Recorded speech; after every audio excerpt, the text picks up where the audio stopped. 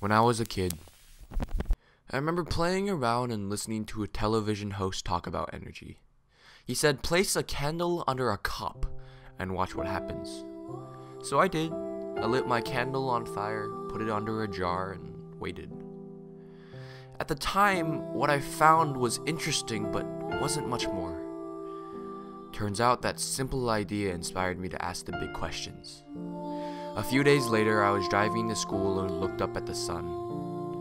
And at first, I was sad, noting that the once-alive flame had descended into nothing more than a black trail of scattered particles.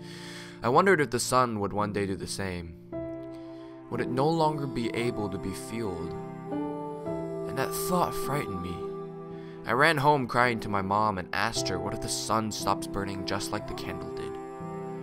All she'd say is, stay calm, I'm gonna lift the cup. With my desire met, I watched as the fire returned to the candle and breathed once more. I saw it dance back into focus as if the camera lens I had been looking through had just been fixed. My response was to think only about more questions one day. I remember looking up at the sky and wondering out loud, how does the sun burn without oxygen?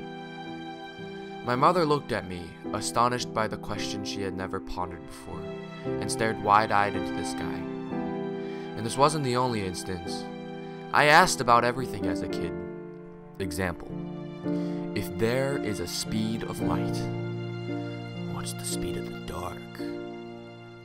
I blinked into reality the thoughts and questions of a self-proclaimed 8-year-old philosopher.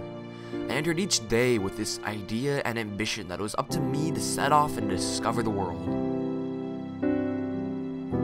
A few years later, I realized that my focus began to shift. I started to grow up, but growing up wasn't a process that I enjoyed. As a kid, I was taught that I'd finally be able to do all the things adults can do. But I didn't realize the process I'd have to go through first. I went to school and noticed the slow but sure transition from interest in questions to interest in grades. I walked hallways, noticing that people started building walls around the halls of their curiosity. That there in my aspirations of all we could do with our lives had to be ossified into a desire to find a good career. Others made it sound like if I didn't worry about a number on my transcript, eventually all the good paths of life would be taken and all that I would have left to choose from would be the unconstructed ones. But I couldn't help but wonder why I couldn't pave my own way. Why did I have to follow in roads that others had already laid down? As a kid, I was taught that in my own way, I am a hiker wandering off the pre-made trail, that my job is to unriddle the unridden paths. And I don't think I was the only one. That was what we as kids thought. It was our job when we entered the world. But now we have a job title as students. The word itself, student. It is pre-written in the description of the job title that we must study as a job. The fact is, we live in a world that likes to say, grow up, be a student. And somehow that definition of grown up precludes the possibility of retaining any curiosity we had as children. But that's not true. See, in this mercurial world, our curiosity simply doesn't like to be constrained to the confines of conformity. When I am learning about life from living it, is not a groundbreaking concept. The only thing that can ever stay the same is change. And the fact is that right now we're forcing 5 to 10-year-old children to stay in the same classroom for the same 7 hours a day, for the same 9 months a year, for the same 13 years, all for grades. That's no way to discover. Gradually, the drive to discover will drive away. The fact is that right now, our education system is educating our youth, not through inspiration, but through information. Somehow, the idea is that if you sit a kid down in front of a chalkboard for long enough, he will one day want to innovate a new world. And what I've come to notice is that through that process, attitudes are changing. Right now, it's school forces children to learn, when it should much more be, I want to learn, so I'm gonna go to school. You see, we often get too caught up in the confusion we call life.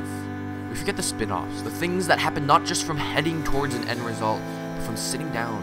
The system that is raising our children today is more like a race that says run as fast as you can, because if you slow down, others will catch you, and you won't be able to travel an already traveled path. Well, here's a newsflash. As children, we never wanted to hike the same trail. Instead, we'd barge through the forest and realize that something has to be interesting in there. You see, perhaps all it is that we have forgotten that we are still discoverers. We're still wanderers trying to get off the road and onto the beaten path.